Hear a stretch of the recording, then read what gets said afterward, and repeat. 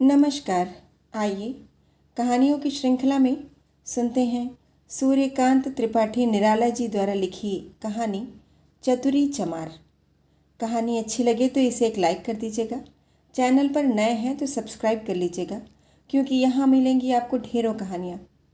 और हाँ, कमेंट करना मत भूलिएगा, क्योंकि आपके कमेंट हमारे लिए बहुत महत्वपूर्ण हैं।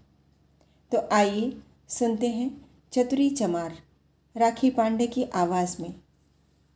चतुरी चमार डाकखाना चमियानी मौजा गढ़कला उन्नाव का एक कदीमी बशिंदा है। मेरे नहीं, मेरे पिताजी के बल्कि उनके पूर्वजों के भी मकान के पिछवाड़े कुछ फासले पर, जहाँ से होकर कई और मकानों के नीचे और ऊपर वाले पनालों का बरसात और दिन रात का शुद्ध जल बहता है। ढाल से कुछ ऊंचे एक बगल चतुरी चमार का पुश्तैनी मकान है।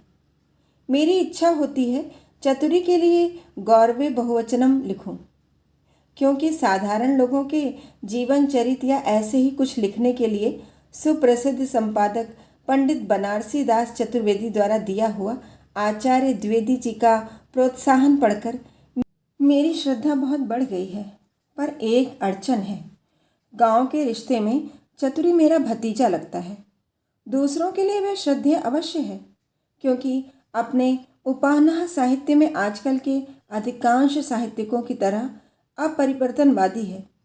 वैसे ही देहात में दूर दूर तक उसके मजबूत जूतों की तारीफ है। पासी हफ्ते में 3 दिन हिरन, चौगड़े और बनैले सुअर खदेड़ कर फांसते हैं। किसान अरहर की ठूठियों पर ढोर भगाते हुए दौड़ाते हैं। कंटीली झाड़ियों को दबाकर चले जाते हैं। छोकरे बेल, बबूल, करील और बेर के कांटों से भरे रुंधवाए बागों से सरपट भागते हैं। लोग जेंगरे पर मड़नी करते हैं। द्वारिका नाई न्योता बांटता हुआ 2 साल में 2000 कोस से ज़्यादा चलता है। चतुरी के जूते अपरिवर्तनवाद के चुस्त रूपक जैसे टस से मस नहीं होते। यह जरूर है कि चतुरी के जूते जिला बांदा के जूतों से वजन में हल्के बैठते हैं। संभव है चित्रकूट के इर्द गिर्द होने के कारण वहाँ के चर्मकार भाइयों पर राम जी की तपस्या का प्रभाव पड़ा हो, इसलिए उनका साहित्य ज़्यादा ठास हुआ। चतुरी वगैरह लखनऊ के नज़दीक होने के कारण नवाबों के साए में आए हैं। उन दिनों मैं गांव में रहता था।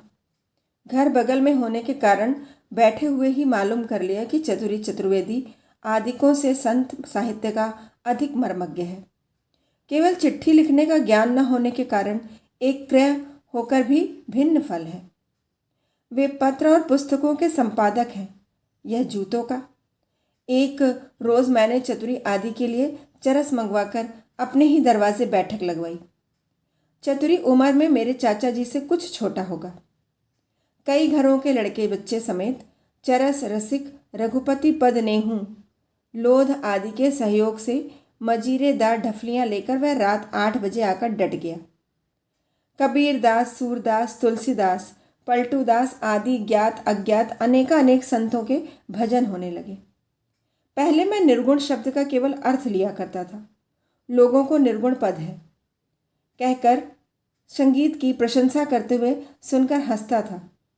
अब गंभीर हो जाया करता हूँ, जैसे उम्र की बाढ़ के साथ अक्ल बढ़ती है। मैं मचिया पर बैठकर भजन सुनने लगा। चतुरी आचार्य कंठ से लोगों को भूले पदों की याद दिला दिया करता। मुझे मालूम हुआ चतुरी कबीर पदावली का विशेषज्ञ है।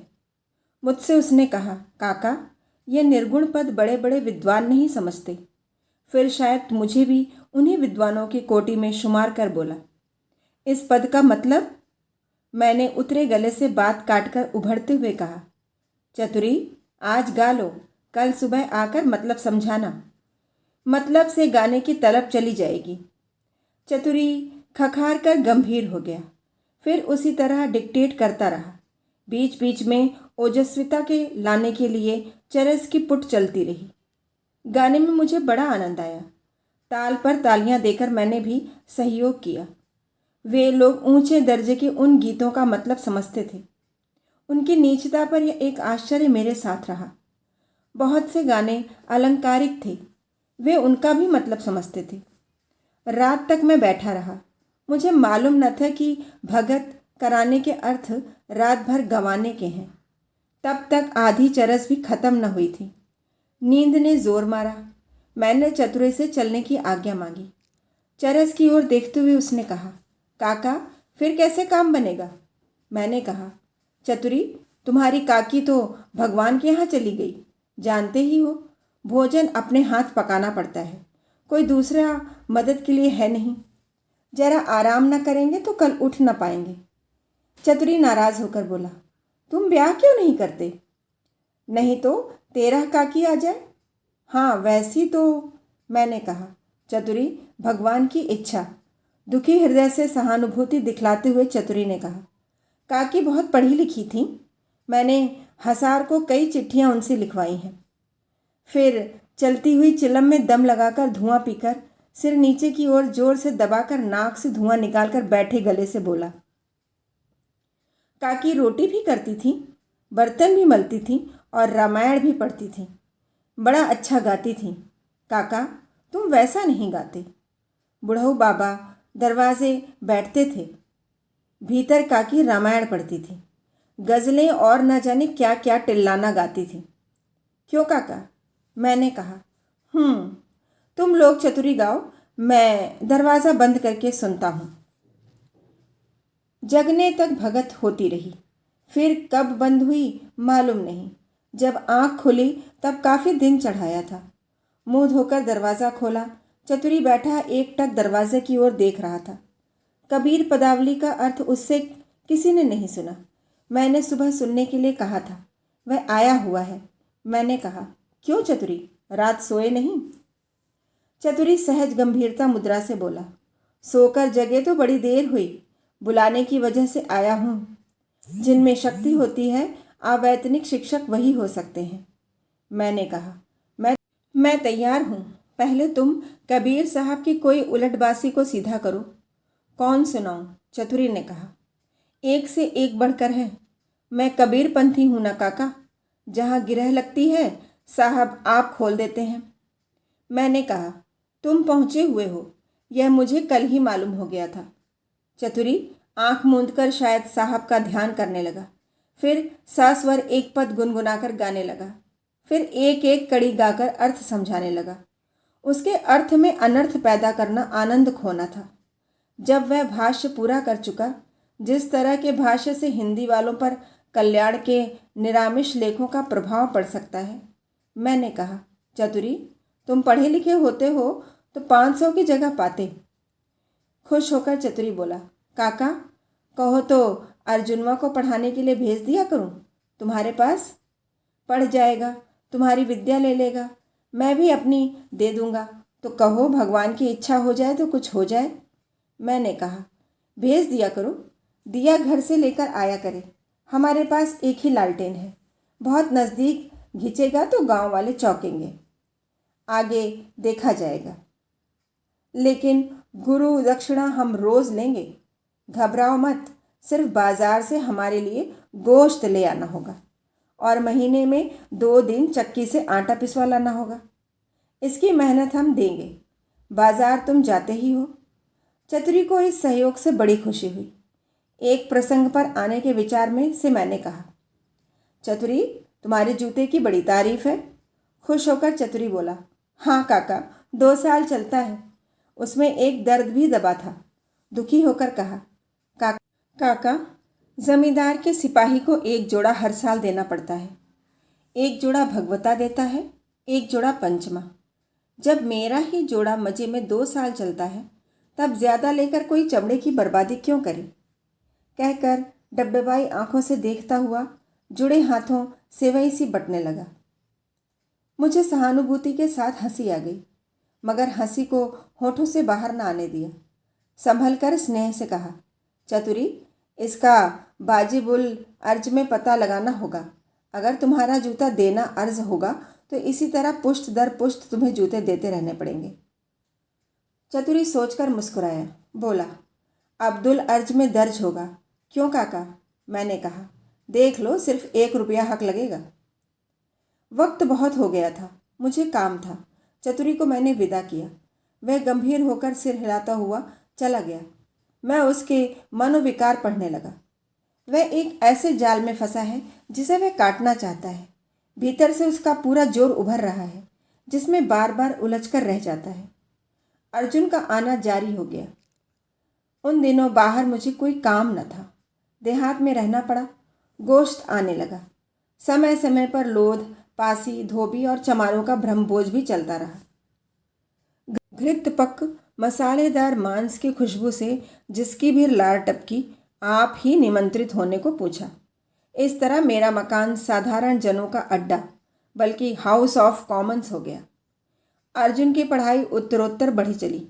पहले पहल जब दादा, मामा, काका, दादी, नानी उसने सीखा तो हर्ष में उसके माँ बाप सम्राट पद पाए हुए को छाप कर छलके। सब लोग आपस में कहने लगे, अब अर्जुनवा दादा दादी पढ़ गया। अर्जुन अपने बाप चतुरी को दादा और माँ को दीदी कहता था। दूसरे दिन उसके बड़े भाई ने मुझसे शिकायत की। कहा, बाबा अर्जुनवा और तो सब लिख पढ़ लेता है पर भैया नहीं लिखता। मैंने समझाया कि किताब में दादी भैया की इज्जत बहुत ज़्यादा है। भैया तक पहुँचने में उसे 2 महीने की देर होगी। धीरे धीरे आम पकने के दिन आए। अर्जुन अब दूसरी किताब समाप्त कर अपने खानदान में विशेष प्रतिष्ठित हो चला। कुछ नाजुक मिजाज भी हो गया। मोटा काम न होता था। आम खिलाने के विचार से मैं अपने चिरंजीव को लिवा लाने के लिए ससुराल चला गया। तब उसकी उम्र 1 से 10 साल की होगी। सोयम या चहर्रूम में पढ़ता था। मेरे यहाँ उसके मनोरंजन की चीज़ न थी। कोई स्त्री भी न थी जिसके प्यार से वह बहला रहता। पर 2-4 दिन के बाद मैंने देखा कि वह ऊबा नहीं। अर्जुन से उसकी गहरी दोस्ती हो गई है। मैं अर्जुन के बाप के जैसा, वह भी अर्जुन का काका लगता था।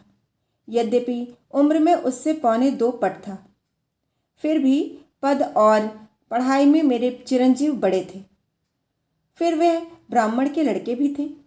अर्जुन को नई और इतनी बड़ी उम्र में उतने छोटे से काका को श्रद्धा देते हुए प्रकृति के विरुद्ध दबना पड़ता था। इसका असर अर्जुन के स्वास्थ्य पर 3-4 दिन में ही प्रत्यक्ष हो चला। तब मुझे कुछ मालूम न था। अर्जुन शिकायत न करता था।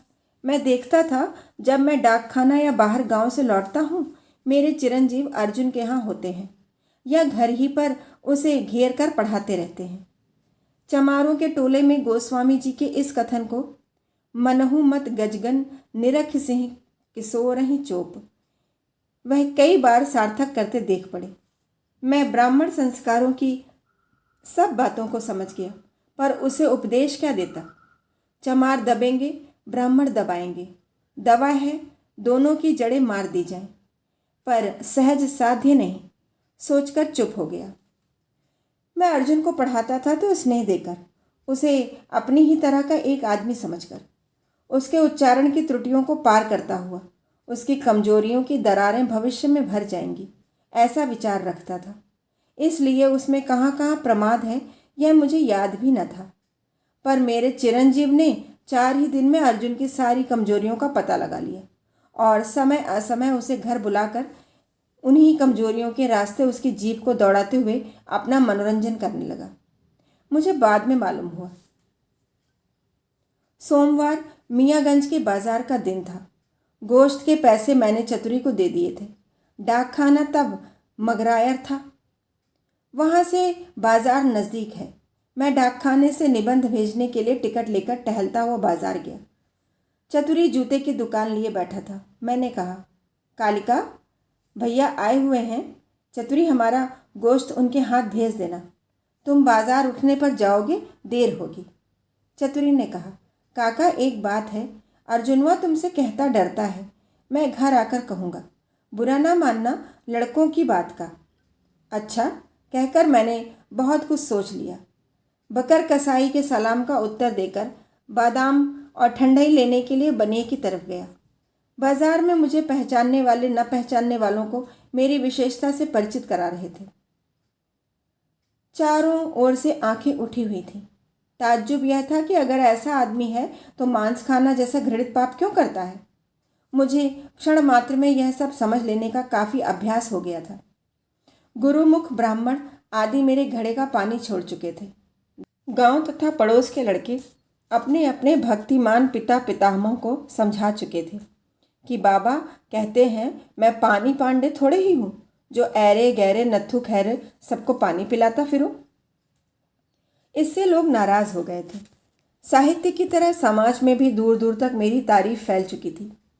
विशेष रूप से जब एक दिन वलायत की रोटी पार्टी की तारीफ करने वाला एक देहाती स्वामी जी को मैंने कबाब खाकर काबुल में प्रचार करने वाले रामचंद्र जी के वक्त की एक ऋषि की कथा सुनाई और मुझसे सुनकर वही गांव के ब्राह्मणों के सामने बीड़ी पीने के लिए प्रचार करके भी मुझे नीचा नहीं दिखा सके।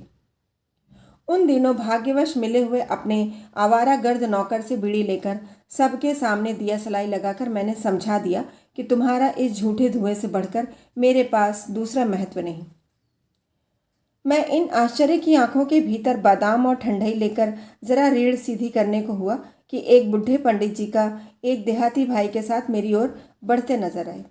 मैंने सोचा शायद कुछ उपदेश होगा। पंडित जी सारी शिकायत पीकर मधुमक्ख हो गए। अपने प्रदर्शक से बोले, आप ही हैं? उसने कहा, हाँ यही हैं। पंडित जी देखकर गदगद हो गए।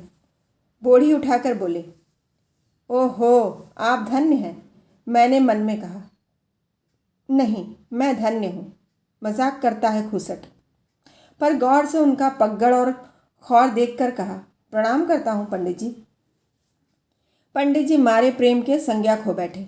मेरा प्रणाम मामूली प्रणाम नहीं, बड़े भाग्य से मिलता है। मैं खड़ा पंडित जी को देखता रहा। पंडित जी ने अपने देहाती साथी से पूछा, आप BA MA सब पास हैं? उनका साथी अत्यंत गंभीर होकर बोला, हाँ जिला में दूसरा नहीं है। होंठ काट कर मैंने कहा, पंडित जी रास्ते में 2 नाले और एक नदी पड़ती है।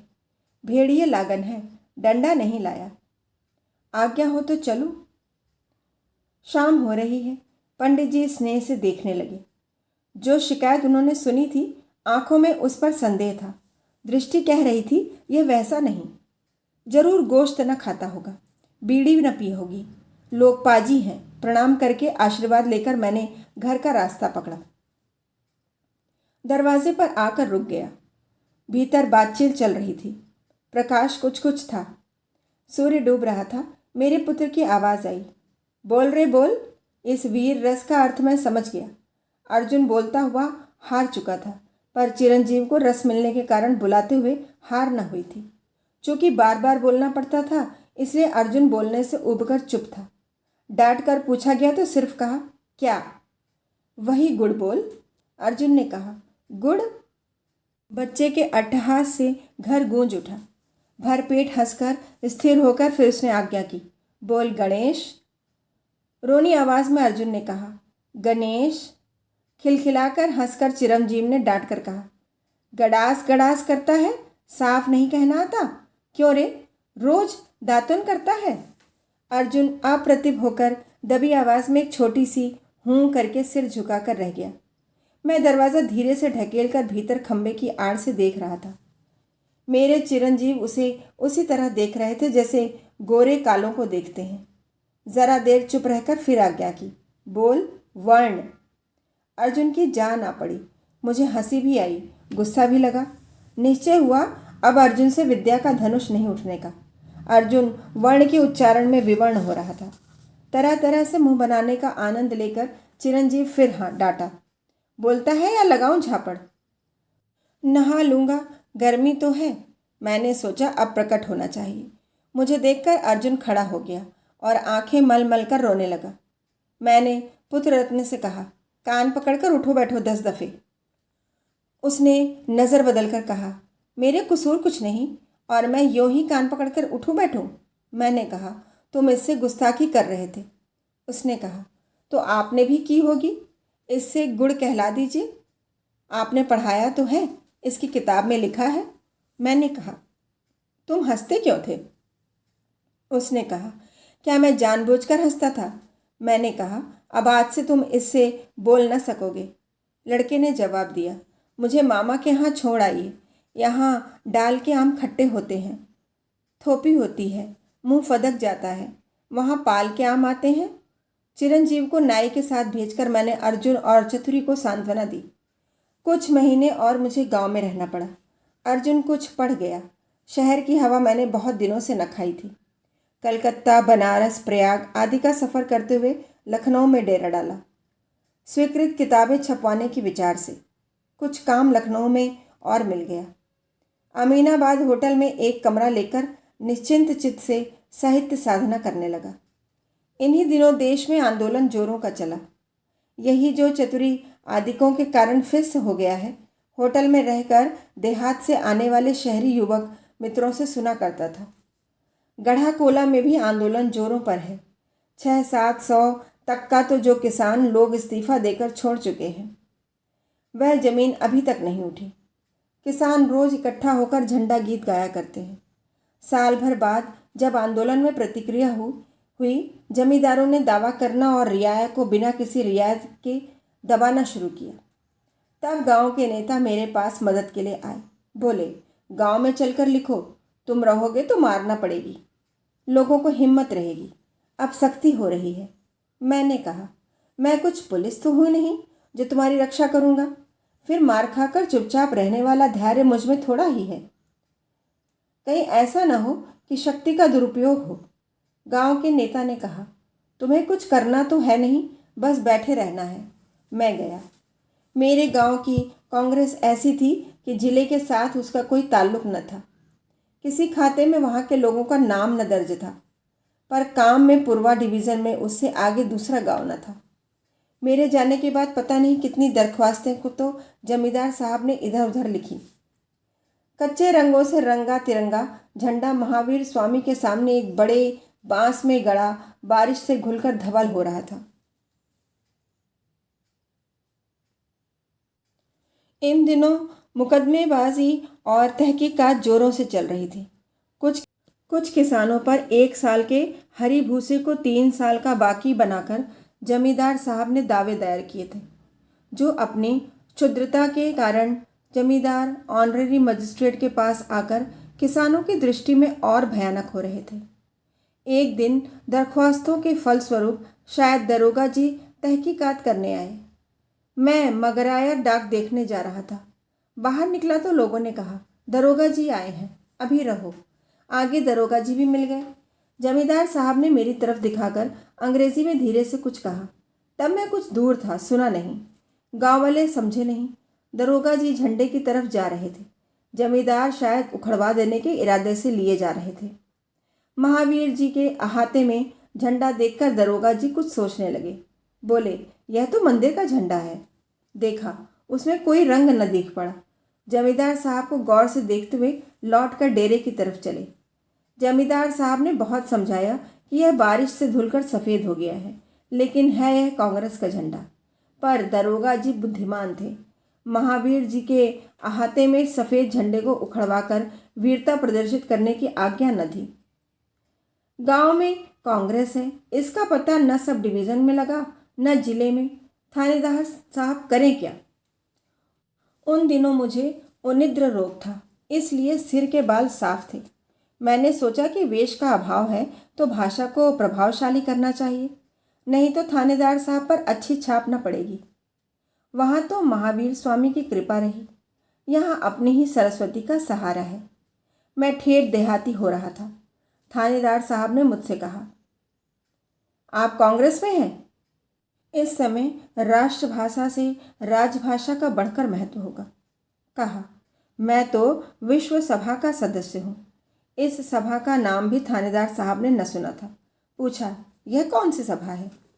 उनके जिज्ञासा भाव पर गंभीर होकर नोबेल पुरस्कार पाए हुए कुछ लोगों के नाम गिनाकर मैंने कहा, यह सब उसी सभा के सदस्य हैं। थानेदार साहब क्या समझे वह जाने। मुझसे पूछा, इस गांव में कांग्रेस है? मैंने सोचा, युधिष्ठिर की तरह सत्य की रक्षा करूं तो असत्य भाषण का पाप न लगेगा। कहा, कहाँ इस गांव के लोग तो कांग्रेस का मतलब भी नहीं जानते। इतना कह के मैंने सोचा अब ज़्यादा बातचीत ठीक न होगी। उठकर खड़ा हो गया और थानेदार साहब ने कहा, अच्छा मैं चलता हूँ, ज़रा डाक खाने में काम है। चिट्ठीर सा हफ्ते में 2 ही दिन गश्त पर आता है। मेरी ज़रूर चिट्ठियाँ होती हैं और रजिस्ट्री अखबार, मासिक पत्र, पत्रिकाएं आती हैं। फिर उस गांव में हम लोगों की लाइब्रेरी भी है। जाना पड़ता है। थानेदार साहब ने पूछा, कांग्रेस की चिट्ठियाँ आती हैं? मैंने कहा, नहीं, मेरी अपनी। मैं चला आया। थानेदार साहब जमींदार साहब से शायद नाराज़ होकर गए। इससे तो बचाव हुआ, पर मुकदमा चलता रहा। जमींदार ऑनरेरी मजिस्ट्रेट ने, जिनके एक रिश्तेदार जमींदार की तरफ से वकील थे, किसानों पर जमींदार को डिग्री दे दी। बाद में चतुरी वगैरह की बारी आई। दबे दायर हो गए। अब तक जो सम्मिलित धन मुकदमों में लग रहा था, सब खर्च हो गया। पहले की डिग्री में कुछ लोगों के बैल वगैरह नीलाम कर लिए गए। लोग घबरा गए। चतुरी को मदद आशा न रही। गांव वालों ने चतुरी आदि के लिए दोबारा चंदा न लगाया। चतुरी सूख कर मेरे सामने आकर खड़ा हुआ। मैंने कहा, चतुरी, मैं शक्ति भर तुम्हारी मदद करूँगा। तुम कहाँ तक मदद करोगे काका? चतुरी जैसे कुएं में डूबता हुआ उभरा। तो तुम्हारा क्या इरादा है? उसे देखते हुए मैंने पूछा। मुकदमा लड़ूंगा, पर गांव वाले डर गए हैं, गवाही न देंगे। दिल से बैठा हुआ चतुरी बोला। उस परिस्थिति पर मुझे भी निराशा हुई। उसी स्वर से मैंने पूछा, फिर चतुरी? चतुरी बोला, फिर छिदनी पिरकिया आदि मालिक ही ले ले। मैंने गांव में कुछ पक्के गवाह ठीक कर दिए। सत्तू बांधकर, रेल छोड़कर पैदल 10 कोस उन्नाव चलकर दूसरी पेशी के बाद पैदल ही लौटकर हंसता हुआ चतुरी बोला, काका, जूता और पुर वाली बात अब्दुल अर्ज में दर्ज नहीं है। कहानी सुनने के लिए बहुत बहुत धन्यवाद।